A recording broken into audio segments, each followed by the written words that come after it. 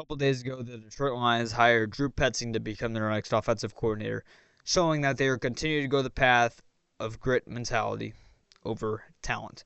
And in my opinion, if the Detroit Lions continue to do that for the rest of the offseason, which they will, we already know it, the Lions will not get to a Super Bowl in 2026, regardless of what they do in the offseason. The Detroit Lions eventually have to go all out. And I'm not saying go all out in terms of what the Rams did back in 2021, but it did work. It did work. They got to a Super Bowl, and they're playing to get to their second Super Bowl in 5 seasons in 2026. They're in the championship game, and they got a fairly decent shot to head to the Super Bowl. I honestly, I can't believe can't believe I'm saying this, but I'm rooting for Matthew Stafford to win the Super Bowl again this year, just to make Brad Holmes look even worse, because maybe this will really show that you can still make some big moves and not hurt your future as a football team.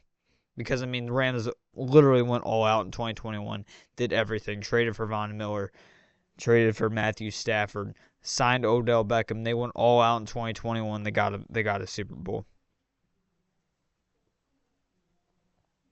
I'm not saying you have to do that, which I do not want the Lions to do that. But at some point, you have to go bring talented players into this organization who might not have the fit or the grit mentality that the Detroit Lions are looking for.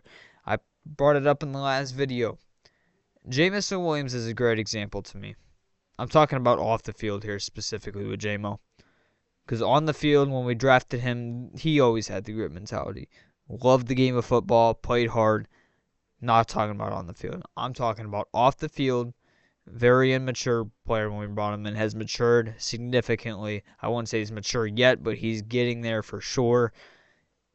And you can really, really tell how much Jameson Williams has changed within the past 3-4 years since he was drafted to the Detroit Lions as a person.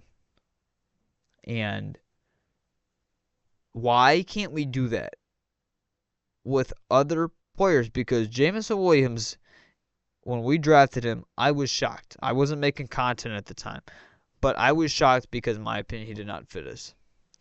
He just did not, with the immaturity. Why can't we do this with other players? Bring other players who have either been immature in their time in the NFL. Why can't we bring them in to this football team, try to mature them up, and to help us get over the hump? Why can't we do it? Yes, we're going to continue to do the same approach of re-signing injured players to hopefully have them play the most games they have played in a single season in their NFL career. Marcus Davenport, Manuel Mosley is a great example. You're going to re-sign players, giving them second chances when they either had a down year the year before or who got hurt with a season-ending injury the year before. Marcus Davenport, Emmanuel Mosley. Best examples for that. You signed Marcus Davenport in the 2023 NFL offseason. Had a season-ending injury the year before with the Minnesota Vikings. You sign him to a one-year deal worth up to $10 million in the 2023 offseason. Gets hurt with the season-ending injury in Week 3. You re-sign him. 2024, gets hurt again. Not with a season-ending injury this time, but he plays, in my opinion, the worst he's ever played in his NFL career. We re-signed Marcus Davenport. Brad Holmes needs to be fired, off topic, but we do that, for real. And Manuel Mosley came off of a season-ending injury with the San Francisco 49ers in 2022. You sign him to a one-year, I believe it was $6 million deal in 2023. Didn't play for the first third of the season. Tears his ACL, I believe is what it was, on the second or third play back with the Detroit Lions. And out for the season. You re-sign him the next year. Gets hurt again. Tears his pec. And then had another injury, I believe it was a concussion or something like that at the end of the season, that put him out again for the year. Why do we keep doing this? You draft the injured players, Josh Paschal, Levi Onwuzurike, who might have been good college players in their career, but dealt with injuries. Levi Onwuzurike has dealt with multiple injuries. I guarantee the Lions bring him back this offseason.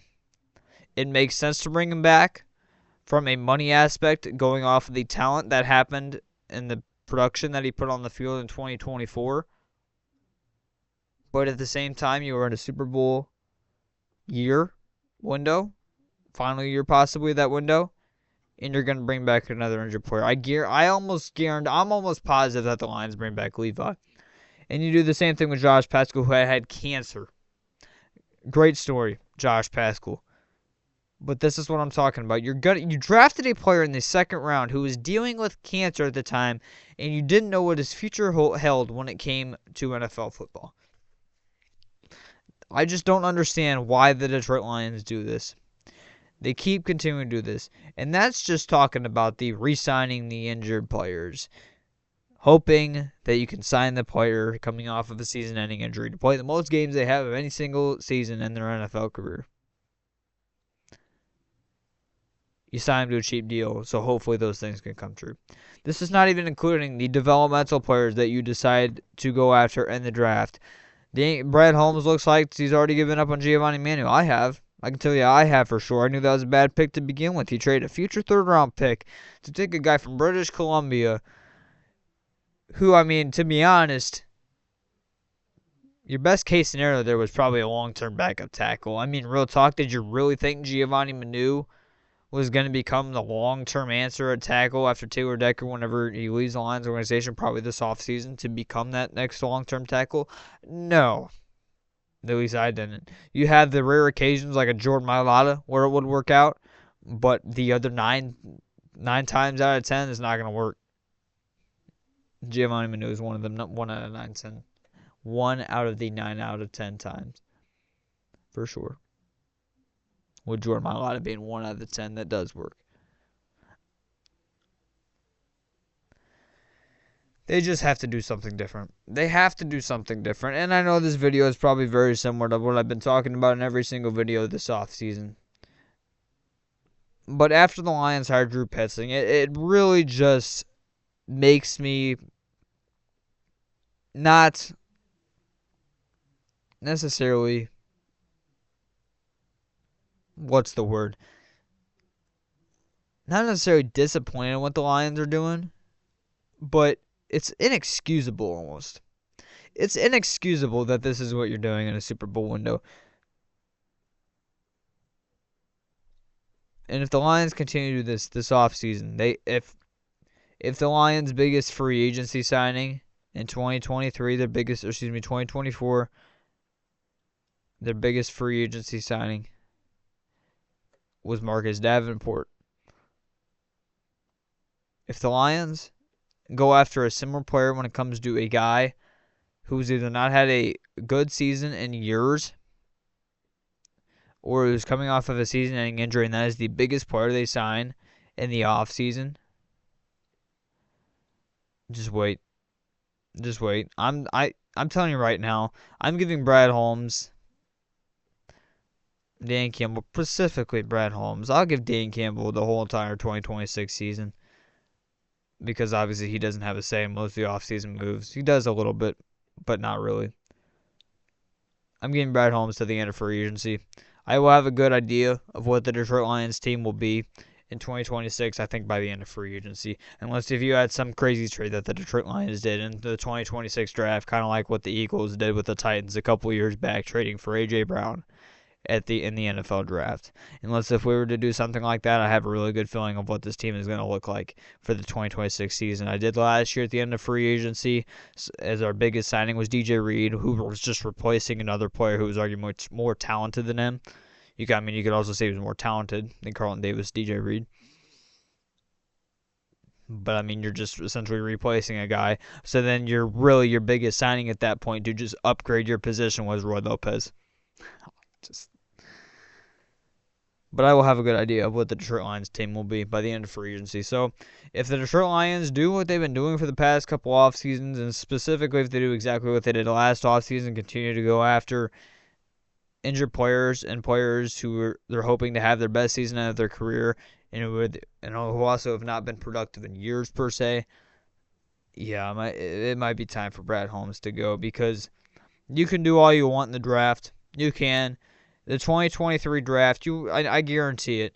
That is a generational type draft that he had in 2023. Obviously, he had a couple picks in there that didn't work out. Hendon Hooker, the worst draft pick of all time, Broderick Martin, so forth and so forth. Obviously, he had a couple late-round picks that didn't work out either.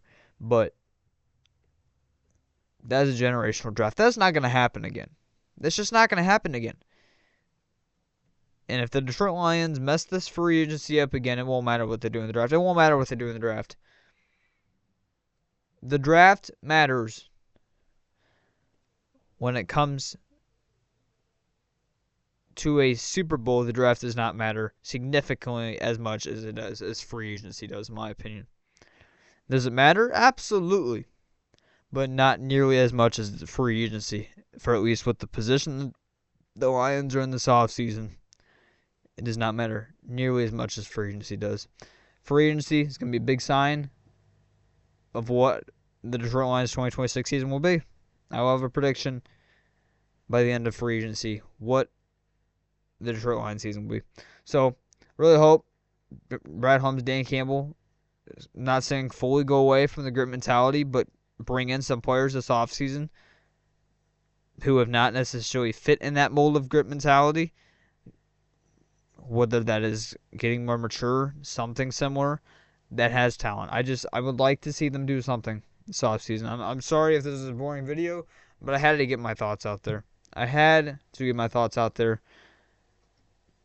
Probably won't be seeing any videos from me for the next couple weeks. I'm going to be taking a small break here, so unless the Lions make some coaching hires, firings over the next couple, probably 2 weeks or so, probably will not see me. After those 2 weeks, probably around February, sometime early February is when I will return to content. If the Detroit Lions do not make any moves in between, free agency talk will start right up for me. I'll be going over free agency breakdowns for re-signing players, signing players, and what the Detroit Lions need to be targeting in free agency.